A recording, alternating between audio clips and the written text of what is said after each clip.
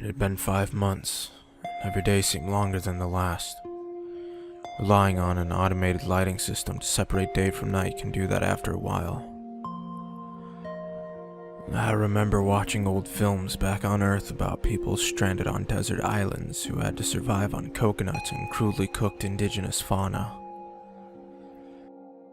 Honestly, I can say that I now understand how they felt.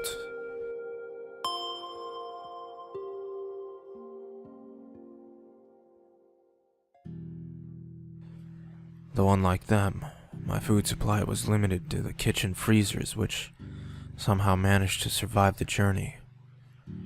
In fact, the heating system was still up and running, too. No hull breaches, and pressurization was still holding. Water filtration was fine. It was enough to make me wonder if some god out there wanted me to live. What for?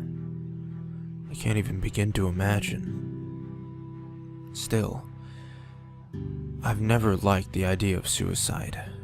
We all lived each day, knowing that death was the end of the line. So what made my situation any different? And maybe I was wrong in assuming mankind's extinction. For all I knew, we really did find another home. Could have left Earth behind over a century ago. Maybe someone figured out the error and didn't give us up for dead. Maybe their descendants were searching for us.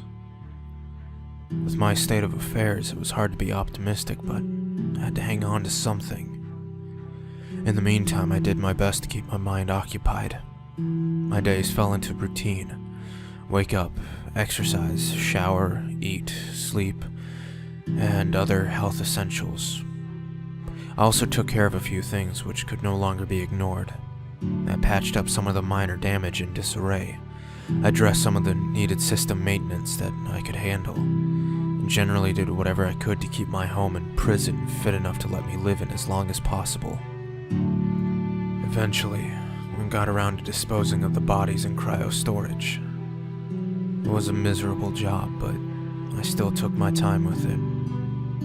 Before I closed each crate and jettisoned it into the vacuum of space, I gave the contained crew member a proper moment of silence. I honored their memories and would not close the lids until I could remember each of their names. Not in a verbal sense, as the cryo-storage pods displayed their names quite clearly. Rather, in a personal sense, a sense in which I could remember addressing them. Nobody should die without a name.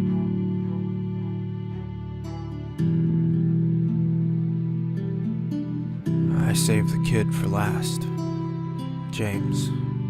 Closed my eyes and spoke his name out loud, over and over, never satisfied with how briefly the sound hung on the air.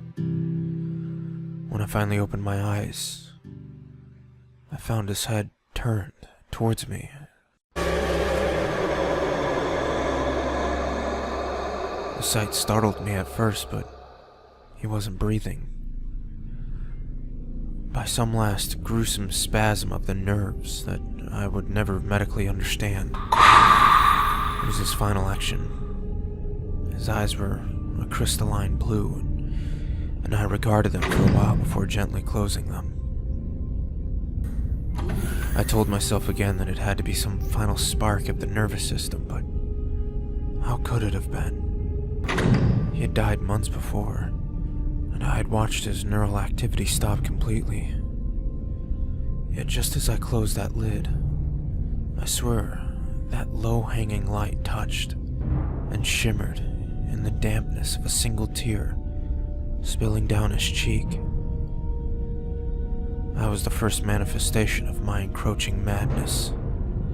I guess its progress can be delayed for a time, but it inevitably finds you. In the months crawling by, it finally started to catch up with me.